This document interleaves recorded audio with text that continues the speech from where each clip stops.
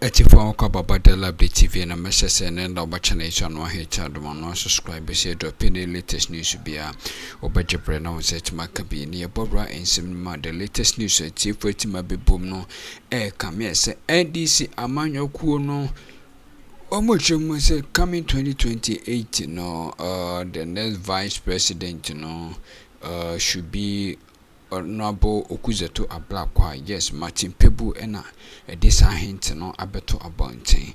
Na inse beto abontin majority no so come say be say osefata because we papa na modern boy wetima ball if the already team nema wotimi GC ho state of declaration asset ni bibia at me say papa no mo say ofata say 2028 no vice president no here Akroma Okudzeto Ablakwa na pesi bowrum na yejebre na ETN 70 be ye bade ka ho bia de musembe. I don't believe that even government land should be sold. That's why I made a bold statement during my vetting that under my watch no diplomatic property belonging to Ghana will be sold. Not one, none.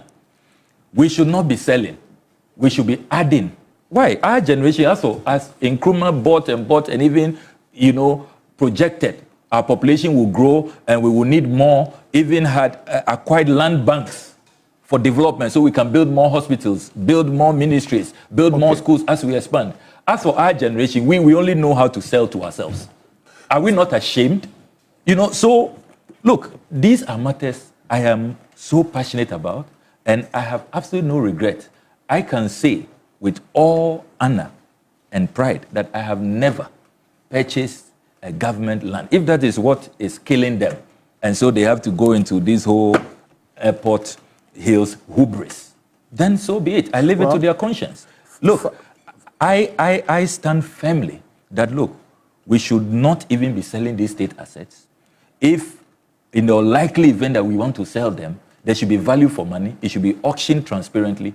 Let us not look at how people in the private sector, Martin Kpebu and co, they work hard, morning, dawn to dusk.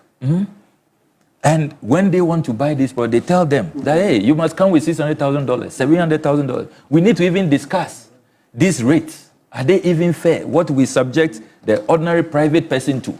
Then for them to hear that as for us in the political class, all you need to pay is 160,000 cedis, 42,000 cedis. Is that fair? What kind of system are we creating? And that is my crime. And so they have to smear me at all costs. I want to, it was a battle with the Airport Hills manager because they don't like to get involved in politics. And they say that these are also privacy matters because homeowners don't really want people to know the property because they are private sector people. But I'm glad that they've managed to get the consent of all of these people.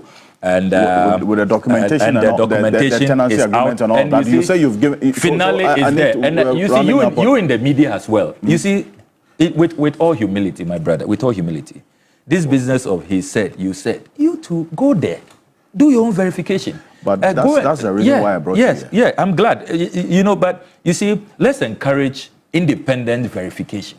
So Afenyoma all week has been all over the place, just mere no document, no evidence. No due diligence, no checks. And then he's all over the place. Oh, 15,000. And then he's renting for $20,000, $30,000. Where did he get those figures from? I mean, and the same people who say, and then after he says that, he says, no, but I don't believe he's renting. Yeah, I think it's for him. You think, minority leaders, such grave matters, that you have no shred of evidence, no documentation. Meanwhile, these people, Parliament can write. The Appointments Committee can write to finale. That's what I have done. And you see, they responded. The media, you can go and check. And Nitiwo, who stood there, defense minister, former defense minister, said, oh, it's 4 plots. See how he's been exposed. Seven simple, basic property. And it's also not true that Airport Hills does not rent. So you see how all their propaganda has collapsed. My only crime is oral. As for the oral, we will do that work. And next week, President Mahama has announced he's waiting for a report. I'm glad that the distinguished Martin Kpebu is here. He's going through making sure that everything, meets the legal standards. We will present the report. I remain very proud of the oral work that I did. And they can continue with the verification. It will not deter me from doing my work. 8 minutes after 9, this exclusive interview with Samuel Okudzeto, Ghana's Foreign Affairs Minister. In fact, it's the first interview in his capacity as Foreign Affairs Minister. A number of issues. In fact, I have to apologize for the questions on your work as a Foreign Affairs Minister. A number of them. Franklin Kujo, who sent through quite a number, is joining us on Zoom right now. He's going to leave us in a bit. But Mr. Kujo, good morning. Welcome. Good morning. Good morning to your good self. Good morning to my good brother. Good morning. Good morning, Franklin. Good morning. I'm well. Good morning. You're looking good. Oh, well, by His grace. Great. Let me also acknowledge the presence of Martin Kpebu, who is a member of the Operation Recover All Loot Preparatory Team and also a private legal practitioner, one of the foremost human rights we have in this country. Lawyer Martin Kpebu, good morning. Welcome. Yes, last week you asked a number of questions on the matter of the asset declaration and some of the questions that Samuel Okudzeto you were expecting that should have answered before the committee, even though he didn't answer, or in fact, at the instance of the chair did not allow it. I thought that the Ghanaian people also needed and deserve answers to these questions. And that's one of the reasons why we did this morning. But you asked a question about this Airport Hills matter and the fact that Ghanaians also deserve some detail, especially because of what he has been doing and the kind of standards that he has also put himself to. Listening to this right now, is it that the minority have to do more work to get much more detail, or all this detail ticks the boxes for you based on the questions that he wasn't allowed to ask, or sorry, to answer before the appointments committee? Just a quick one, because we need to round up. Okay. So I mean, to be honest, he's done extremely well by coming forward and giving a lot of this information. So, Honorable, not to put you on the spot, but maybe the last thing you can just do to put this, maybe go ahead and give them the declaration. Okay. Maybe. Okay. Yeah, the asset declaration. Yeah, okay, sure. Then, you know, because that's even what we are fighting for, anyway, saying that President Mama should have the law amended. So we are looking at the Constitution, then you are looking at the Act 550, right? Maybe if then it just settles it once and for all, because you know that's what. And I like your point that there were lots of sins, a lot of bad things that were done in the past, but backed by law. So you know when Yar'Adua took over, right? Yeah. He no, that's the one. Just let me make the point. Oh no, not Yar'Adua. The other Baba Guslu. Buhari. So the law said he needn't have disclosed, but he came straight, declared the assets publicly, the number of cows, the number of houses, and it was fantastic, right? Yeah, so we can always have law. And I like, let's repeat, law. You can use law for a lot of evil. Yeah. You see, but when people are not enlightened, we think, oh, everything that's written in law is good. Look at this constitution we have. You think this is a good constitution? A constitution that retards your progress, makes the judiciary subservient to the executive, etc. Do you think this is a good constitution? Right? So there are laws, but the quality of the law sometimes are suspect, right? So maybe if you just did that finally, because then you see history will record you as even being the trailblazer, something we've been fighting for over 20 years. Because look, in the past, haven't I brought asset declaration forms of what do you call it? Mary Grant, J.J. Rawlings himself, P.V. Obey. They are the assembly press. Today, if you went to assembly press, you will get copies from the 90s. So if you did, I think that would just seal everything for forever. And who knows, you know, and I'm not ashamed of it. I've said it. I'm not a member of your party, but I can say that, listen, in 2028, going into the election, if NDC doesn't make you a vice presidential candidate, I don't know what else. No, we have to say, I mean, it's a record. Listen, we have to be bold. But I've said it before here. Yes. I mean, if you look at the track record, what he's done, if NDC doesn't have this man for a vice presidential candidate, I don't know what they'll be doing in that election. Right? Yes. So go ahead, declare. Then you'll be the trailblazer. Let me bring in. It's a good suggestion. I think I think it's something I think we should consider. Yeah.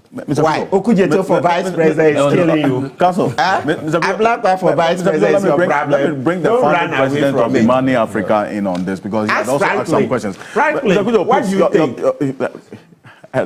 No, look at this. This is a temptation of please come. It's a track record. I want to hear your thoughts on the questions that bothered on, because you also had some questions on the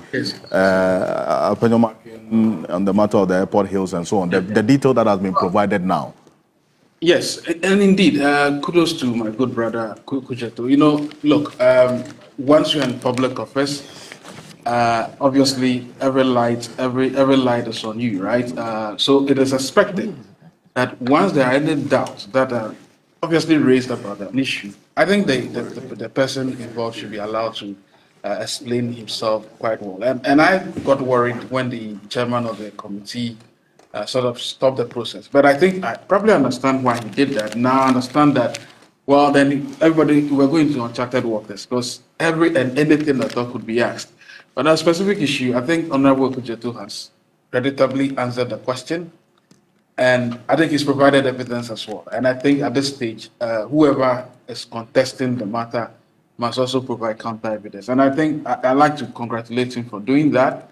I think these are examples we should all emulate. In the heat of things, of course, people would question your integrity and everything. But at least now it's obviously answered the question. And I think the matter should be rested for now. I don't think it is. I mean, why would he lie about a property that is rented? I mean, I was worried that the answers were not. I mean,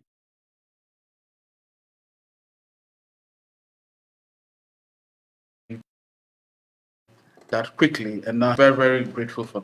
And I know you'd be proud. As I said, it'll be important to look at the missions and then rationalize as to which ones bring us a lot of probably grace and revenue, not just revenue, but also maybe some grace. And I mean, respectable grace. And on that, I think that I like the interventions you are going to make, and knowing exactly how you think. I believe Ghana will be the better for it. So congratulations once again, my good brother. Great. And I know you've got to leave us. And we're even going to have to round up in a bit again to the next phase with Lawyer Maklo, acting CEO of the NPL, also joining us. But the next phase of oral as well, because next week they're expected to present their report. The concern is that the president will still have to rely on the same state institutions that are perceived to have some weaknesses. And reason why this oral team has received so much support and commendation. So does it not come back to square one? Because then these same state institutions are going to have to prosecute the information that they have received so far.